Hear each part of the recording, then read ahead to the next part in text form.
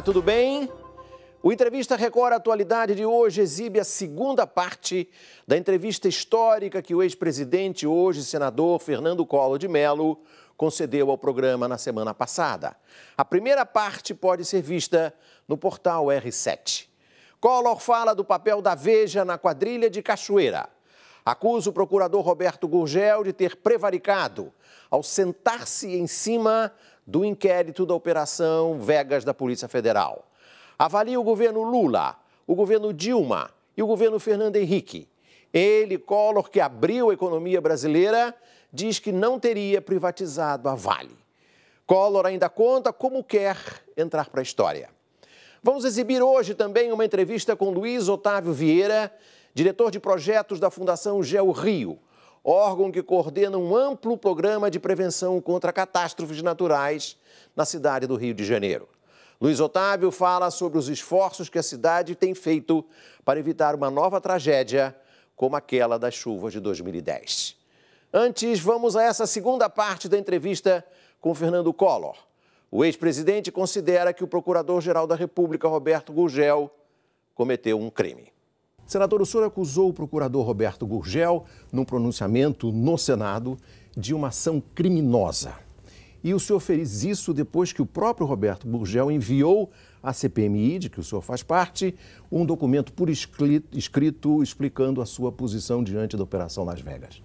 Por que o senhor considera a ação dele criminosa? Está muito claro de que ele prevaricou, porque o procurador-geral, quando ele recebe da Justiça, como ele recebeu, da 11ª Vara da Justiça Federal de Goiânia, então ele recebeu esse inquérito e foi enviado para ele porque nesse inquérito havia uma pessoa com prerrogativa de foro, no caso o senador Demóstenes. Então o que é que ele tinha que fazer obrigatoriamente? O que é que determina a lei? Ele deveria, em primeiro lugar, por entender que não havia qualquer tipo de provas, pedir o arquivamento. Ou, vendo que havia realmente uma pessoa com prerrogativa de foro, pedir ao Supremo Tribunal Federal que autorizasse a quebra dos sigilos telefônico e outros, desde com prerrogativa de foro. Beneficiado pelo foro especial. Pelo foro especial. Em terceiro lugar, a falta de maiores informações, devolver o inquérito ao juiz, solicitando... Lá de Goiás. De Anápolis especificamente, solicitando quais informações ele precisava obter e ter para formar juízo sobre aquela questão. Claro. E ele não tomou nenhuma atitude. Nenhuma dessas três. Nenhuma dessas atitudes. Ele simplesmente, ele recebeu em 2009 e 2 anos e 8 meses depois é que ele ofereceu a denúncia ao Supremo Tribunal Federal, quando já havia uma outra ação em curso, que era a Operação Monte Carlo, que não tem nenhuma vinculação de origem com a Operação Vegas. A Operação Monte Carlo, ela surgiu em função do juiz da Polícia Federal que estava fazendo essa operação, ter detectado por uma interceptação telefônica uma conversa de um policial rodoviário federal com uma pessoa que estava sendo alvo dessa investigação. E aí, em função disso, foi enviado para o juiz da 11ª Vara também, que aí esse juiz, né, mandou prosseguir as investigações. Então, quando ele diz que, graças a essa, ele Gurgel, quando o Procurador-Geral da República, Roberto Gurgel, diz que a Operação Monte Carlo obteve este êxito, graças à ação premonitória ou precavida da parte dele de sobrestar a Operação Vegas, ele mente. Ele mente. Então, por isso, eu não tenho nenhuma dúvida de afirmar, com todas as letras, alto e bom som. No mínimo, ele cometeu uma improbidade administrativa e podendo alcançar até o crime de prevaricação. Collor fala do papel da Veja no crime organizado liderado por Carlinhos Cachoeira. Segundo Collor, o chefe da Veja em Brasília, Policarpo Júnior, e seu patrão, o dono da revista Veja, Robert Tivita sabiam perfeitamente que cooperavam com uma organização criminosa. Acompanhe. O senhor também defende que o dono da Editora Abril, o dono da revista Veja, o senhor Robert Tivita, que aqui no Brasil passou a se chamar Roberto Tivita, que o senhor Robert Tivita deponha na CPMI. Por quê? Assim, porque ele é o vamos dizer assim, o diretor, editor. E é interessante, uma coisa que me chamou a atenção, porque com os problemas todos que a Abril vem passando, ele ficou apenas no Conselho de Administração. Sim. Mas numa matéria recente que esta revista publicou, em que ele fala alguma coisa, e tem uma foto, e diz o editor deste semanário e presidente do Conselho de Administração.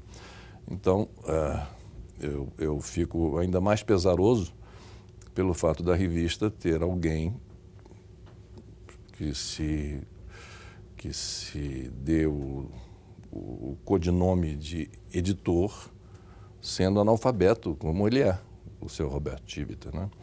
E, além disso, ele é uma pessoa que vamos dizer, é o que fica por trás, incentivando os seus repórteres a agirem de forma indevida, que sequer tangencia a ética política, a ética jornalística.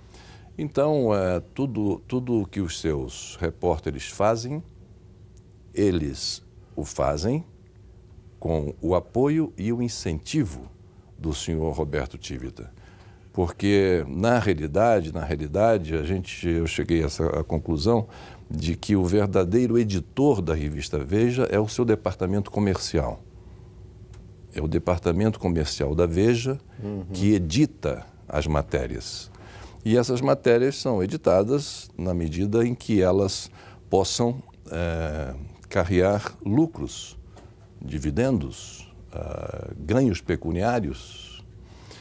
E todas essas capas que renderam à Veja aumento de tiragem e, consequentemente, aumento na venda avulsa, aumento no número de anunciantes, aumento do preço dos próprios anúncios e, em termos de prestígio, tudo isso foi fruto de uma ação criminosa de um jornalista chamado Policarpo Júnior, editor desta revista aqui em Brasília, que tinha essa ligação com um grupo criminoso há quase 10 anos, se valendo dessa íntima vinculação com uma organização que ele sabia ser uma organização... O senhor não tem dúvida de que ele sabia que era uma organização criminosa? Nenhuma dúvida. Nem eu, nem acredito que ninguém tenha dúvida de que ele sabia que era uma organização criminosa. Collor faz uma revisão histórica. Avalia o governo Lula, aquele que ele derrotou na eleição. Avalia Dilma Rousseff e Fernando Henrique.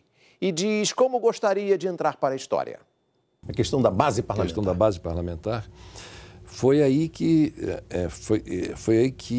eu cometi, neste ponto que eu cometi o grande erro. Ou seja, achar que o poder legislativo, diante de um presidente eleito, como você disse, tal, não tinha nada mais a fazer a não ser dizer, claro, muito bem, estamos aqui à sua disposição. E isso foi um brutal equívoco, porque na primeira oportunidade em que o Congresso Nacional teve de se voltar contra aquele que os havia menosprezado, os havia tratado de uma forma não considerada adequada. Política.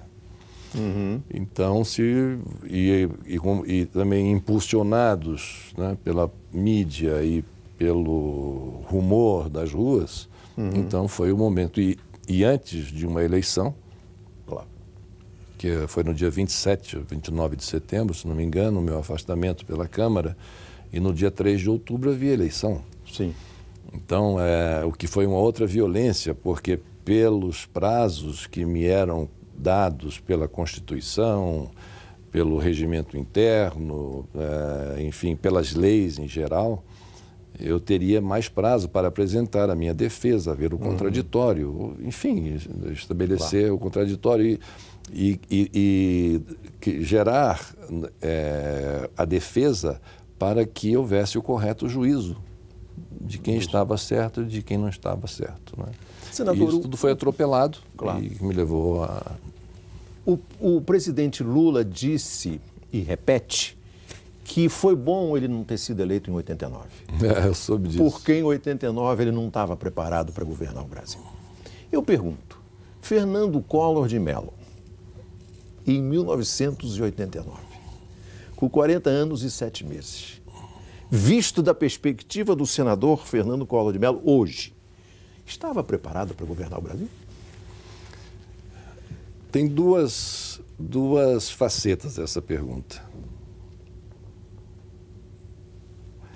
que já me ocorreu em alguns momentos. A outra faceta da pergunta é a seguinte: será que o presidente eleito, Fernando Collor de Mello, aos 40 anos e 7 meses, se não tivesse 40 anos e 7 meses, tivesse a idade de hoje, será que ele faria as mudanças no Brasil que ele fez? Será que teria a mesma vontade, a mesma disposição, o mesmo voluntarismo, que era necessário, uma dose de voluntarismo naquele momento, para fazer as mudanças que foram feitas? Eu fico assim em dúvida, porque... O senhor não faria hoje, com 60 anos? O senhor acredita naquelas mesmas ideias? Sem dúvida, e continuo acreditando. O senhor acha que o Fernando Henrique foi um bom seguidor do seu credo doutrinário? Foi. Porque uma das coisas que eu fico feliz é que a agenda inaugurada em 1989, que é o programa da abertura econômica. O programa da reconstrução nacional, tudo que está hoje, né, dentro do programa da reconstrução nacional, a agenda essa inaugurada por mim, eleito presidente, essa agenda foi seguida por todos os presidentes que me sucederam, com mudanças seguramente de estilo, mas a base, os fundamentos filosóficos, todos continuam e continuam até hoje. Aí estão. O senhor defenderia a privatização da mesma maneira? Mesmo depois do que se leu no livro A Privataria Tucano? Não. O senhor faria a privatização de outra maneira? Eu digo o seguinte, brincando às vezes, né? Eu digo assim, olha, eu gosto muito do Fernando Henrique, como gosto muito do ex-presidente Lula e gosto muito do Fernando Henrique também, gosto muito do presidente Sarney, e hoje temos, enfim, uma relação extremamente positiva do ponto de vista das instituições, né, como foi visto na solenidade da Comissão da Verdade. Na Verdade. solenidade da Comissão da Verdade, tudo isso. Mas eu costumo brincar, porque o Fernando Henrique, ele era muito contra o programa de governo nosso. Quando nós lançamos, nós não conseguimos fazer o acordo com o PSDB. O senhor queria ele para ser o ministro, né? Ministro das Relações Exteriores. Seria ele o Fernando Covas Henrique. que não deixou. O Covas que não deixou. E o eventual ministro da Fazenda, que não seria ministro da Economia, seria um outro indicado pelo PSDB também. Enfim. Mas o fato é que o Fernando Henrique fez um discurso muito crítico ao programa de governo. Porque naquela época ele era esquerdista. Mas aí que eu brinco com ele, eu digo assim que o Fernando Henrique, quando se tornou presidente, ele abraçou com tamanha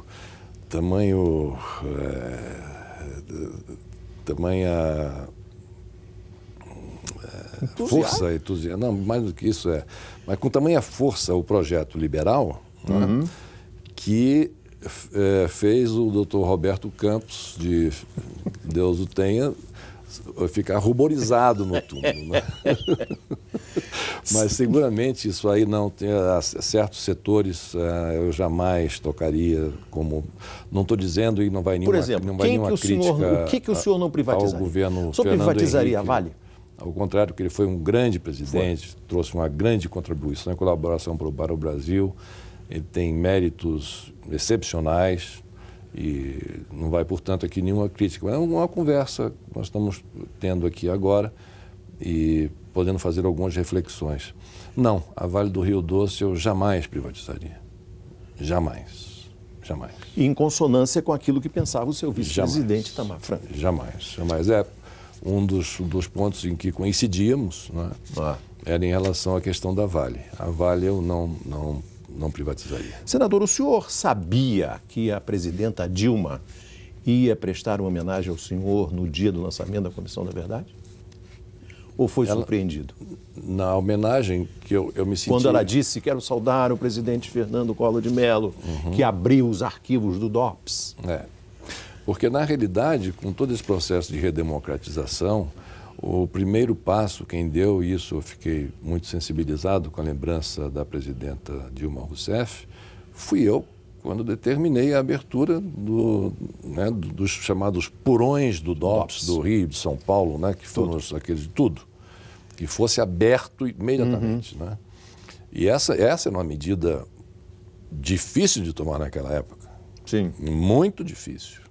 Muito complicada, porque nós estávamos ali deixando, né, depois da transição feita de forma muito patriótica e o regime militar tinha pelo mal presidente acabado. José Sarney, não é? Então foi uma coisa muito difícil, mas foi feita. Foi feita. O que o senhor achou do governo Lula? Nota de 1 a 10. Olha, 10 é um governo muito perfeito, né? A gente costuma dizer 10 somente Deus.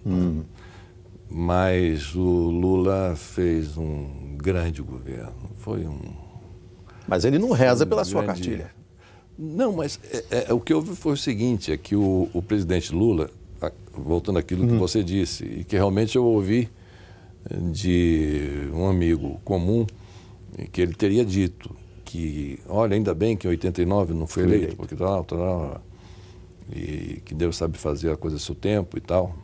Então, ele, quando chegou à presidência, eu acredito não, tenho certeza que ele estava amadurecido e que estava preparado e com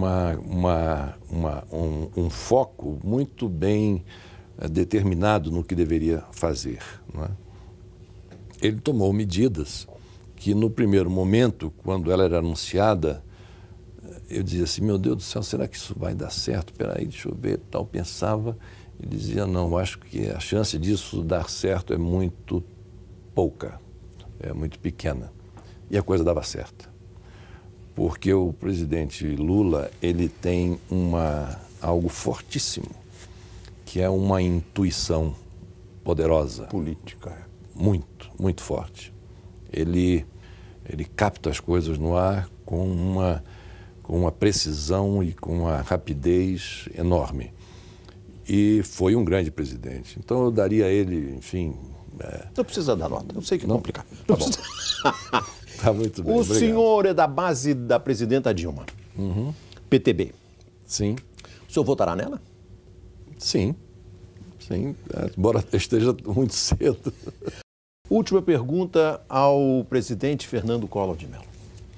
Como que o senhor gostará que seja o verbete da história do Brasil sobre o presidente Fernando Collor de Mello? Bom, em primeiro lugar, um idealista que luta pelos seus ideais, que não deixa que ninguém lhe ponha uma canga, que não aceita. O velho Collor de volta. Não, mas não é... O velho Collor está aqui. O velho Collor está aqui. Olha o jovem Collor de volta. Uma pessoa idealista, uma pessoa que sempre lutou para fazer o melhor com reta intenção, com a vontade de fazer as coisas acontecerem rapidamente do dia para a noite, próprio do idealista, né, de achar que pode, né, aquela busca da utopia, né, que afinal se transformou numa distopia, mas enfim, um idealista que teve a coragem de mudar o Brasil e que sai dessa vida sem levar no seu coração nenhum tipo de rancor, nenhum tipo de vindita, que sempre trabalhou em torno daquilo que ele acredita. Ou seja, para voltarmos às nossas primeiras perguntas, o senhor não quer fazer ajuste de contas? Não.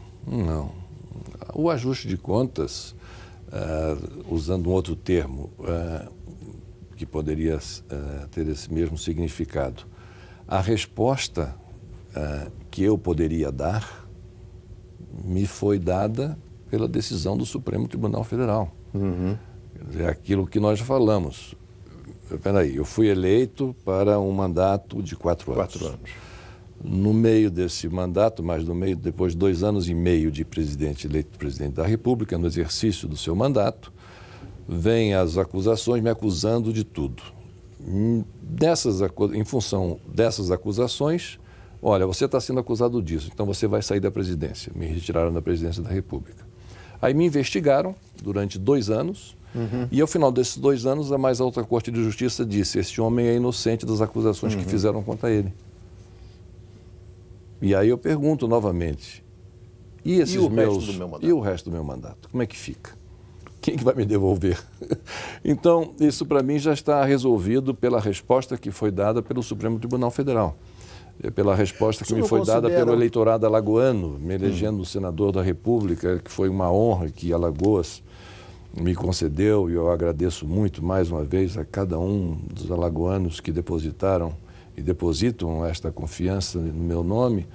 Enfim, e estando na casa, não é, que transformada em tribunal político, não aceitou a minha renúncia e disse: não, ele não vai renunciar não, vamos julgá-lo e, enfim, e retirá-lo da política pelo prazo de 8 anos. Agora vamos conhecer outra história do quadro Eu Cheguei Lá. Hoje nós vamos conhecer a história da jornalista Fernanda Oliveira. A Fernanda chegou lá. Em 2003, nasceu o filho Gabriel. Fernanda não teve condições de conciliar a carreira com as responsabilidades de mãe, mas ela não conseguia ficar sem trabalhar. Em 2008, veio a grande ideia: cozinhar e entregar refeições nas redondezas do seu bairro do Morumbi, na zona sul de São Paulo. Assim surgiu a Monte Seu Prato Delivery. Em apenas 6 meses, os pedidos eram tantos que eles tiveram que sair de casa e alugar um espaço maior. A clientela vai de empresas e bancos da região até o Palácio dos Bandeirantes, sede do governo de São Paulo. Uma grande responsabilidade que exigiu um acompanhamento dos profissionais do Sebrae. E o Sebrae foi, assim, para mim, um divisor de águas. Eu tive a oportunidade agora, recentemente, de participar do programa de alimento seguro, que foi bacanérrimo, porque eles te dão toda a parte teórica da manipulação correta com os alimentos, de você fazer um monitoramento diário dos seus refrigeradores, para você manter, saber se você pode deixar a comida lá 3 dias, o tempo que o fabricante diz para você que a comida vai ter validade. Então, assim, tem um controle rigoroso e, assim, você conseguir implantar isso dentro da sua cozinha, então te dá essa segurança também de você conseguir saber que você está no caminho certo. O cardápio é variadíssimo e, como o próprio nome diz, quem monta é o cliente. Ele tem 6 opções de grelhados e 12 acompanhamentos para agradar todos os gostos. Em média, a Monte Seu Prato Delivery entrega cerca de 60 refeições por dia. Em dias frios ou chuvosos, esse número tende a aumentar. E Fernanda continua com projetos para crescer.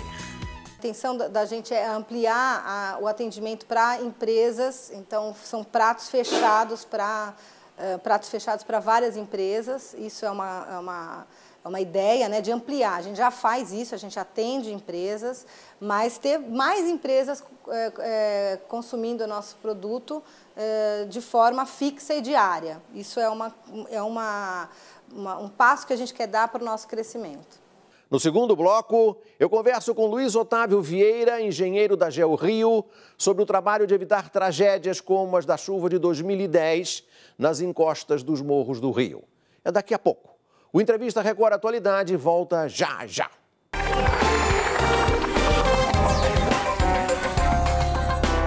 O Entrevista Record está de volta para contar o que o Rio fez para evitar que 100 mil pessoas que moram nas encostas dos morros do Rio venham a sofrer como nas chuvas de 2010. O ano de 2010 começou com uma das mais severas chuvas da história do Rio de Janeiro. Deslizamentos e enchentes varreram a região serrana do Rio. A chuva destruiu ruas e casas. Centenas de famílias ficaram desabrigadas e mais de 500 pessoas morreram. 5 de abril do mesmo ano, 2010. A chuva voltou a cair na cidade do Rio. Foi a pior em 44 anos. Parte da zona norte e oeste da cidade foi destruída. Niterói, na região metropolitana, também sofreu com o caos do temporal. Ali, o Morro do Bumba desabou. O deslizamento de morros e encostas matou 189 pessoas. A partir do governo federal, houve um esforço nacional para reconstruir cidades. A Prefeitura do Rio criou um órgão para evitar a repetição da tragédia. Com o uso de alta tecnologia e investimento na formação de agentes comunitários, a Prefeitura instalou um centro de informações. Ele monitora toda a cidade 24 horas por dia. O sistema conta com um radar meteorológico próprio e prevê um temporal com 48 horas de antecedência.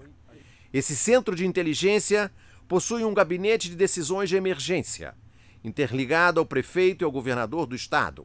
Eles podem acompanhar em tempo real o que acontece nas áreas de risco. A sala de controle é a maior da América Latina. Foi ali que eu encontrei o engenheiro Luiz Otávio, um dos responsáveis por esse esforço para associar a tecnologia de ponta à tarefa de salvar vidas. Quer dizer que, então, aqui você tem todos os departamentos da Prefeitura representados aqui. Não só da Prefeitura, mas como também órgãos da Secretaria do Estado, alguns órgãos da União também aqui representados. E esse centro ele opera o dia a dia da cidade, você vê aí tudo aqui. As câmaras de trânsito, tudo operado daqui. E numa situação de crise, existe no terceiro andar uma sala de crise, com videoconferência, que se o prefeito não puder estar presente, ele toma as ações da própria casa dele, de onde ele estiver, através dessa videoconferência. E como estão todos os órgãos aqui concentrados, fica fácil de tomar as ações e tomar as decisões, né, em relação àquele evento que aconteceu, qualquer crise. Entendi. Né? Isso aqui é o mapa... Esse é uma visão do município do Rio de Janeiro, mostrando um mapa de risco, que foi... Esses pontos vermelhos... Esses pontos vermelhos representam áreas de alto risco. A área amarelada representa áreas de médio risco e a área verde representa a região de baixo risco. Essa aqui é uma área muito séria, então? Essa aí é a região, aquela região ali é perto do Rio Comprido. Do Rio Comprido ali entre Tijuca e Rio Comprido. É Prazeres Escondidinhos, que se não me engano que está por aí, que é uma área realmente problemática em que a gente tem situações de alto risco. Ok. E quando cai uma tempestade, quando o rio enche, o que acontece? Vocês veem imediatamente aqui o que está acontecendo, em cada lugar onde há mais perigo? Praticamente em todas essas comunidades hoje tem instalado um sistema de alerta.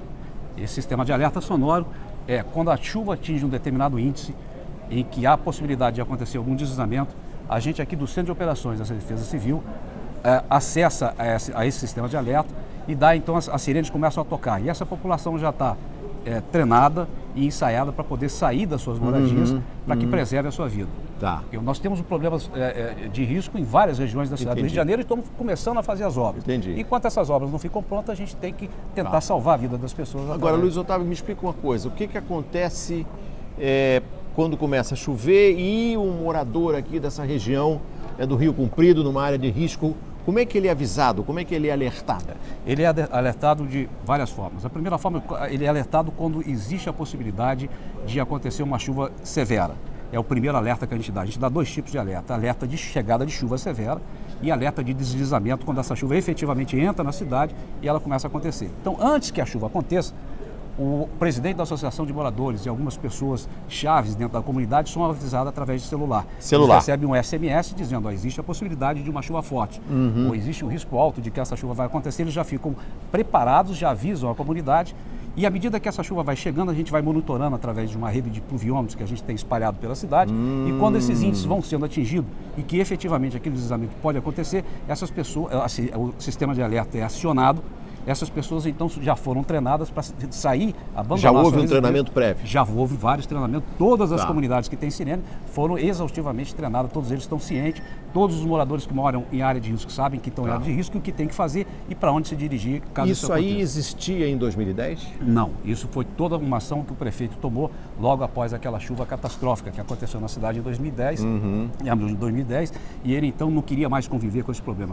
Deixa eu entender uma coisa, Luiz Otávio. Vocês intervêm, por exemplo, estamos aqui agora, a favela do Jamelão, Grajaú, Tijuca, estamos no maciço da Tijuca, que é o nosso problema maior. Maiores problemas estão no aqui maciço vocês intervêm nessa comunidade no sentido de faz obra, diminui o perigo fisicamente? É isso que nós estamos fazendo. O que vocês estão fazendo? Depois dessa radiografia dos problemas na cidade, o prefeito então pediu para que a gente desenvolvesse os projetos que fossem necessários para poder mitigar esse risco.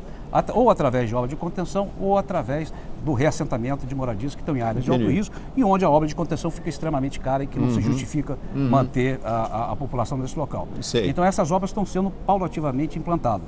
Nós já estamos efetivamente executando obras para mitigar o risco onde existe área de risco. Que tipo de obra vocês estão fazendo? São obras de contenção de encosta, drenagem, reflorestamento e às vezes reassentamento. Essas obras estão sendo feitas hoje na Rocinha, Vidigal e Chácara do Céu. Elas estão efetivamente recebendo essas intervenções para eliminar o risco nessas comunidades. As outras vão ser paulatinamente serem atendidas à medida dentro de uma programação. Quando você fala reassentamento, o que você está querendo dizer? Significa que tira as famílias daí e leva para uma área de risco, um programa Minha Casa Minha Vida, um programa de habitacional desse, ou uma compra assistida, ou mesmo um aluguel social. De 2010 para cá, quantas pessoas, quantas famílias vocês tiraram de área de risco e levaram para áreas seguras? De 2010 para cá, em torno de 3.000 famílias foram reassentadas. A gente tem um programa, a SMH tem um programa de reassentamento de uma população muito maior ainda, que a gente está analisando, mas de 2010 para cá, em torno de 3.000 famílias foram reassentadas. Entendi. Quantas pessoas moram em áreas de risco em todo o município do Rio de Janeiro? Olha, o mapeamento nosso abrangeu o maciço da Tijuca e algumas áreas adjacentes. Portanto, a gente ainda não tem a radiografia da cidade como um todo. Mas no maciço da Tijuca, onde se concentra a maior quantidade de pessoas em área de risco, está envolvido no maciço da Tijuca e algumas áreas adjacentes em torno de 17 mil moradias em alto risco. 17 mil moradias. Se nós imaginarmos aí 3, 4 pessoas por moradia, vai aí um número de 80 pessoas. mil, 100 mil pessoas correm risco quando cai uma tempestade no Rio de Janeiro. Daí a importância de um sistema de alerta sonoro para que essas pessoas sejam avisadas e saiam da sua residência, que se ela mora em área de alto risco, para poder preservar a sua vida. Outra coisa, Luiz Otávio, quanto que vocês já gastaram de 2010 para cá nesse trabalho de prevenção e de intervenção física nas áreas de risco? A GeoRio, em 2010, teve um investimento de aproximadamente 165 milhões. Isso significa, em termos de GeoRio, que é o órgão que cuida dessa questão, um investimento correspondente a mais ou menos 10 a 12 anos de existência da GeoRio. O prefeito investiu pesado, não só nas obras corretivas para resolver o problema que tinha acabado de acontecer na chuva de abril, mas como também produzir todo esse diagnóstico da cidade e tomar essas ações. Isso aqui o que é? É uma UPP? Aí provavelmente... Não. É o PP, né? É o PP. É o PP. Tá. São o PP nessas comunidades. Tem várias comunidades que já estão com o PP, Tá. o que facilita enormemente o nosso trabalho. Como que o PP facilita o seu trabalho? Facilita pela questão, a GeoRio faz obra nessas comunidades já há muito tempo. E a gente tem realmente naquelas comunidades, quando não eram pacificadas, uma dificuldade muito grande de executar essas obras pela questão do tráfico, pela questão da violência. Claro. Nessas comunidades com o PP, a facilidade aumentou muito. Me fala agora então da questão da previsão do tempo. A previsão do tempo é, vamos dizer assim, é a ferramenta fundamental Claro. em todo esse processo. A prefeitura investiu, o prefeito investiu pesadamente nessa questão, inclusive adquirindo um radar específico para a cidade do Rio de Janeiro. Até então, até antes da chuva de abril de 2010, nós contávamos que a peça fundamental numa previsão do tempo é o radar. Nós contávamos com o radar do Pico do Couto, que é da aeronáutica, é um radar voltado para a questão aeronáutica. E ele fica numa altitude de 1.800 metros e, portanto, ficava direcionado para aquela posição que interessa a aviação e não para a chuva. Claro. Então, para você ter uma ideia, em abril de 2010, essa chuva entrou numa altitude menor que 1.800 e o radar não pegou. Ele pegou uma chuva, mas não pegou naquela intensidade. Então a chuva caiu. O radar estava em cima da nuvem forte que estava numa altitude menor. Então a chuva caiu com uma intensidade muito maior do que aquela que a gente estava esperando. E aí o prefeito falou, não, vamos comprar um radar especificamente para a cidade do Rio de Janeiro para atender as nossas necessidades. Esse radar foi comprado, foi adquirido, já está instalado no Sumaré, ao custo de 2 milhões, nós compramos, instalamos, ele está operando. E ele atende especificamente a cidade do Rio de Janeiro, tem uma área de ação de 200 quilômetros, mas ele fica numa altitude menor, a gente ainda conta com a imagem do radar do Pico do Couto, além desse nosso radar, e ele fica direcionado para a chuva. Se a chuva entra numa determinada direção, ele vira para a chuva e disseca a chuva. Em vários, isso aí é uma tecnologia de quem? Isso aí deve existir, exigir um computador maravilhoso, um software maravilhoso. São tecnologias. Esse radar especificamente veio dos Estados Unidos. Os Estados Unidos tem muito radar, porque eles lá têm previsão para furacão, para tudo, para agricultura. Eles lá, o radar a cada esquina. Então eles têm uma tecnologia muito avançada em relação a isso. E essa tecnologia nós incorporamos com a compra desse radar e hoje nós temos condição de fazer uma previsão de tempo muito mais precisa do que a gente tinha até a aquisição desse radar. O que a Prefeitura do Rio já fez em termos de distribuição de tecnologia de prevenção de acidente em área de risco para outras cidades do estado do Rio, para outras cidades fora do estado do Rio? Paulo, por exemplo, nós temos aqui o problema da região serrana. Isso, exatamente. Petrópolis, Teresópolis, Friburgo, que em 2010 sofreram também muito. Uma situação catastrófica. A Prefeitura do Rio de Janeiro, ela virou, com todas essas ações tomadas, ela virou uma referência nacional na questão do gerenciamento de risco.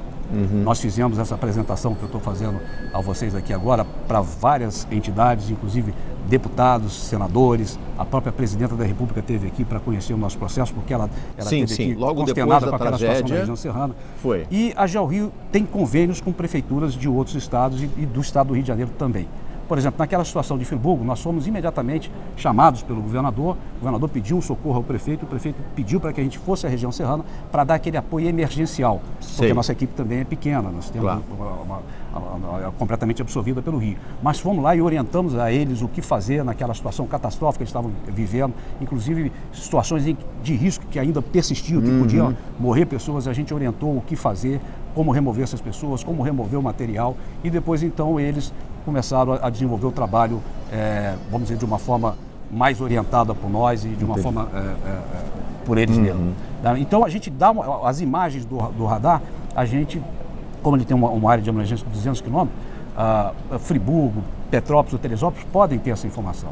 Agora, por exemplo, Niterói, tem gente aqui dentro do centro de operações, mandou a Prefeitura de Niterói, fez um convênio com o prefeito, com a Prefeitura do Rio, tem gente aqui para questão de monitorar. O Niterói viveu o problema do Morro do Bumba. Viveu o momento do Morro do Bumba. Então eles têm acesso às nossas informações do radar, de índices de chuva, enfim, eles têm essas informações. E até que ponto essa previsão do tempo que você tem aqui é conectada ou se beneficia, se enriquece com o trabalho do INPE lá em São José dos Campos?